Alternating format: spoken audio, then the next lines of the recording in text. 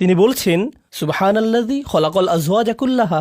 অশুদ্ধভাবে অনুদিত আয়াতগুলোর এটি একটি। প্রথমে আমি ভালোভাবে অনুবাদ করব, এরপর পিণ্ডি ধাঁচের অনুবাদ করব। কি উৎকর্ষময় সেই সত্তা যিনি সৃষ্টি করেছেন জোড়াসমূহ, সকল ধরনের জোড়া। এবার পিণ্ডি অনুবাদ, তিনি সব কিছুকে জোড়ায় জোড়ায় সৃষ্টি করেছেন। এটা রাওয়ালপিন্ডি ধাঁচের অনুবাদ। দুঃখিত রাওয়ালপিন্ডি, আমার নানিও রাওয়ালপিন্ডির মানুষ। ওকে, রিল্যাক্স। ওকে, রাওয়ালপিন্ডি নিয়ে কথা বলেছে, থাকবোই না এখানে, চলে যাচ্ছি। ওকে, রিল্যাক্স, শান্ত হন aunty, it's okay, it's okay. তো তিনি সকল ধরনের জোড়া সৃষ্টি করেছেন। এটা না যে প্রত্যেকটা জিনিসের জোড়া, বরং সকল জিনিস থেকে জোড়া।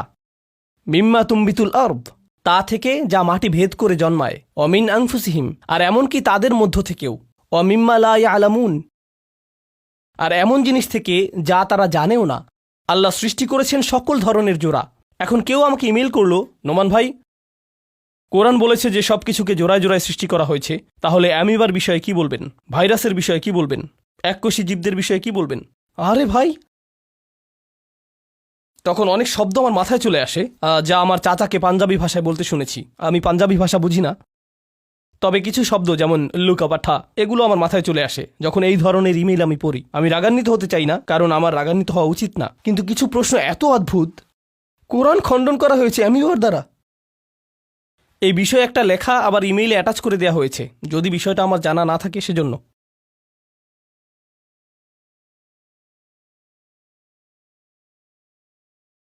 আল্লাহ সকল ধরনের জিনিস সৃষ্টি করেছেন জোড়াবদ্ধভাবে। আর আজওয়াজ অর্থ শুধুমাত্র জোড়া নয়, আজওয়াজ অর্থ দলবদ্ধতাও বোঝায়, যারা একে অপরের পরিপূরক। আজওয়াজ কোরআনে এই অর্থ ব্যবহৃত হয়েছে, মা মাত্তা'না বিহি আজওয়াজাম মিনহুম, জোড়ায় জোড়ায় না বরং দলবদ্ধভাবে। কুনতুম আজওয়াজান সালাসা, তোমরা 3টি দলে বিভক্ত হবে যারা একে অপরের পরিপূরক। এটা জোড়া না, আল্লাহ জিনিসগুলোকে পরিপূরকভাবে সৃষ্টি করেছেন। এটাই তিনি বলেছেন, আল্লাহ জিনিসগুলোকে একে অপরের পরিপূরক করে বানিয়েছেন। গোটা বাস্তু সংস্থান একে অপরের পরিপূরক, গ্রহগুলো একে অপরের পরিপূরক, গ্যালাক্সিগুলো একে অপরের পরিপূরক, মানব দেহের অঙ্গ প্রত্যঙ্গগুলো একে অপরের পরিপূরক, স্বামী স্ত্রী একে অপরের পরিপূরক, পরিবারগুলো একে অপরের পরিপূরক, আশেপাশের পরিবেশ একে অপরের পরিপূরক, দেশগুলো একে অপরের পরিপূরক। ওয়াজআলনাকুম শুউবান ওয়া ক্বাবাইলা লিতাআরাফু, এই সকল কিছুই হলো আজওয়াজ কুল্লাহা এর অংশ। মাটি থেকে যা জন্মায় তাও এর অন্তর্ভুক্ত। আপনারা জানেন, কখনো কখনো এটা শুধু 2 ধরনের আপেল বা 2 ধরনের কমলা, এমনটা না। হয়তো এটাও সত্য হতে পারে, কিন্তু এরকম পরিবেশও থাকে যেখানে নির্দিষ্ট ধরনের উদ্ভিদ জন্মায়, আর অন্য কিছু উদ্ভিদ থাকে তারা নিজে থেকে জন্মাতে পারে না। তাদেরকে ছায়া দেওয়ার জন্য অথবা আর্দ্রতা দেওয়ার জন্য অথবা অন্য কিছু দেওয়ার জন্য তাদের অন্য উদ্ভিদের প্রয়োজন হয়। কিছু পাখি শুধুমাত্র নির্দিষ্ট কিছু গাছের ভেতরেই বসবাস করতে পারে, তারা সেই গাছের সাথে জোড়াবদ্ধ। এটাই আল্লাহ করেছেন, জিনিসগুলোর একে অপরকে প্রয়োজন।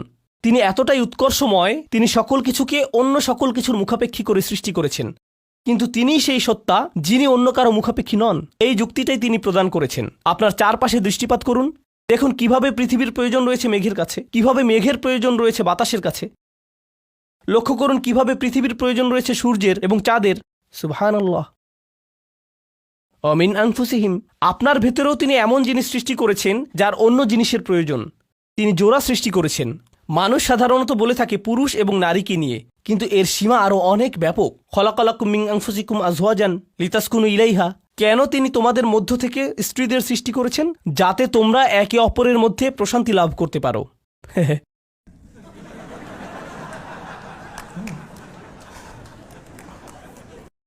ব্যাখ্যা হিসেবে এটুকুই যথেষ্ট।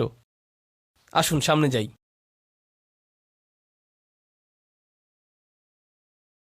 আমার ভিতরেও দ্বৈত সত্তা, অসঙ্গতি রয়েছে। ফাআলহামাহা ফুজুরাহা ওয়া তাকওয়াহা, তিনি আমার ভিতরে যা খুশি তা করার তাড়না দিয়েছেন, আর তারপর তিনি আমার ভিতরে এই তাড়নাও দিয়েছেন যে না, ধৈর্য ধরো, উন্মত্ত হয়ে যেও না। তিনি আমার ভিতরে উদ্দীপনা দিয়েছেন, আর তিনি আমার ভিতরে নিয়ন্ত্রণও দিয়েছেন। তিনি আমাকে এই দেহ দান করেছেন, আর তিনিই আমাকে এই রূহ দান করেছেন। আমার ভিতরে জোড়া রয়েছে, আমি জোড়া দিয়ে সৃষ্ট। আমি এই দেহ না, আমি হলাম রূহ, কিন্তু এই দেহ আমারই। তিনি আমাকে একটি কলব, একটি হৃদয় দিয়েছেন, যার মধ্যে তাকওয়া থাকতে পারে, যার মধ্যে ঈমান থাকতে পারে, যাতে আল্লাহর ভয় থাকতে পারে। কিন্তু তিনি আমাকে একটি মনও দিয়েছেন, তিনি আমাকে আবেগ দিয়েছেন এখানে, তিনি আমাকে চিন্তা দিয়েছেন এখানে। তিনি এই দুইটিকে জোড়াবদ্ধ করেছেন, আর এজন্য একটি বাণীকে হতে হবে আবেগগত দিক থেকে আবেদনময় এবং বুদ্ধিগত দিক থেকে পরিচ্ছন্ন। কারণ আমি নিজে জোড়া দিয়ে সৃষ্টি, তিনি পথনির্দেশ দিয়েছেন, আবার তিনি এটাকে জোড়াবদ্ধও করেছেন। তিনি বার্তাটিকে বার্তাবাহকের সাথে জোড়াবদ্ধ করেছেন। শুধু একটা থাকলেই হবে না। তিনি সৃষ্টি করেছেন দিন, তিনি সৃষ্টি করেছেন রাত, তারপর তিনি সৃষ্টি করেছেন এই জীবন, তিনি সৃষ্টি করেছেন আর এই খেজুর গাছগুলো, আর এই আঙুরগুলো, এই ঝর্ণাধারাগুলো, আর তিনি এগুলোকে জোড়াবদ্ধ করেছেন। কোরআনে তিনি এগুলোকে জোড়াবদ্ধ করেছেন কিসের সাথে? জান্নাতের গাছের সাথে, জান্নাতের ঝর্ণাধারার সাথে, জান্নাতের আঙুরের সাথে, আর জান্নাতের মুরগির সালুনের সাথে। তিনি এই সবগুলোকে জোড়াবদ্ধ করেছেন। এটাই তিনি করেছেন। একমাত্র সত্তা, যার কোনো জোড়ার প্রয়োজন নেই, কোনো পরিপূরক প্রয়োজন নেই। তিনি কে? তিনি আল্লাহ। এজন্যই শুরুতে এসেছে সুবহান আল্লাযী খলাকাল আজওয়াজ। কি উৎকর্ষময় সেই সত্তা, যিনি এমন জিনিস সৃষ্টি করেছেন যাদের একে অপরকে প্রয়োজন, আর এগুলো সবই একসাথে সম্বন্ধযুক্ত হয় যখন আপনি এটা উপলব্ধি করেন যে এই জীবনটি পরবর্তী জীবনের সাথে জোড়াবদ্ধ।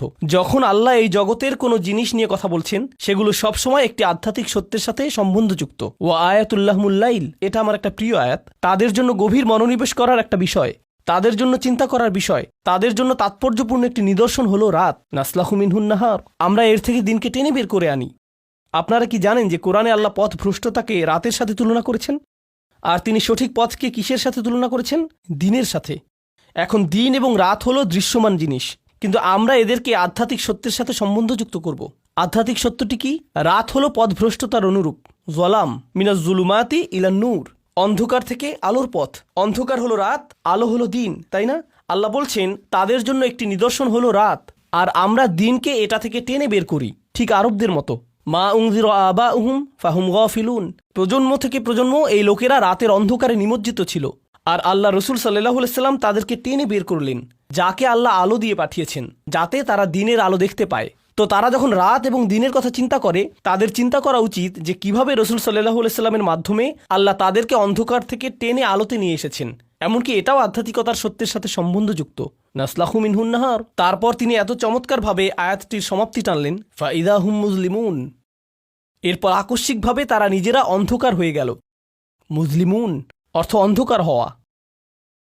দাঁড়ান, এটা তো দিন ছিল, এটা ছিল দিন, তাদের হওয়ার কথা ছিল আলোকিত, মুনাওয়ারুন, কিন্তু তিনি বললেন মুজলিমুন। কেন? দিন এসে পড়ল, কোরআন এসে পড়ল, এটা জাজ্জল্যমান, এটা অনস্বীকার্য, কিন্তু তারপরেও তুমি নিজে গর্ত খুঁড়ে ঢুকে পড়ে অন্ধকারে লুকাতে চাও? হ্যাঁ, নিশ্চয়ই এটা এজন্য যে তুমি উপর থেকে আবৃত, আর তোমার সামনে একটি দেয়াল রয়েছে, পেছনেও একটি দেয়াল রয়েছে। আমি এটা কোথা থেকে পেলাম? শুরুতে আমরা দিনের সূচনা করলাম, ফাইদা, আকস্মিকভাবে তারা অন্ধকারে। আর প্রসঙ্গক্রমে ফাইদার ক্ষেত্রে অনেকেই মন্তব্য করেছেন যে ফাইদা হুম মুজলিমুন, এর পরিবর্তে তিনি বলেননি ফাইদা হুম ইউজলিমুন, বরং তিনি বলেছেন ফাইদা হুম মুজলিমুন। যদি এটা ইউজলিমুন হতো তাহলে তারা অন্ধকারে থাকতো অস্থায়ীভাবে, সেক্ষেত্রে এর পরেই দিন চলে আসতো। কিন্তু তিনি মুজলিমুন শব্দটি ব্যবহার করেছেন, যেটা হলো স্থায়ী। যেহেতু তিনি দিন এবং রাতের বস্তুগত উদাহরণকে আধ্যাত্মিক সত্যের সাথে সম্বন্ধযুক্ত করেছেন, তাই এর অর্থ হলো তারা অন্ধকারেই স্থায়ী হবে। ফাহুম লা ইউবসিরুন অসাওয়াউন আলাইহিম আনজারতাহুম আম লাম তুনজিরহুম লা ইউমিনুন। এজন্যই এটা মুজলিমুন, তারা অন্ধকারে স্থায়ীভাবে থাকবে।